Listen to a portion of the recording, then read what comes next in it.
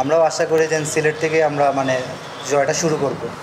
আর team হিসাবে এখন খুবই ভালো জায়গায় আছি আমরা। সো আমরা যদি এই জায়গার থেকে জিততে পারি তাহলে আমরা আশা করি রেস্ট অফ টুর্নামেন্টে ভালো খেলবো। এরকম ক্রিকেট যখন হবে আমাদের টিমে তখন আমরা বিশ্বাস রাখতে পারবো যে আমরা স্লগে গেলে 2 ওভারে 40 নিতে পারবো, 3 ওভারে আমরা 50ও নিতে পারবো। তো আমার কাছে মনে হয় এটা দেখে আমাদের টিমের এরকম মানে ফার্স্ট টপ অর্ডার যারা খেলছিল ওরা হয়তো বা 170 175 অনেক বড় টোটাল মনে করছিল।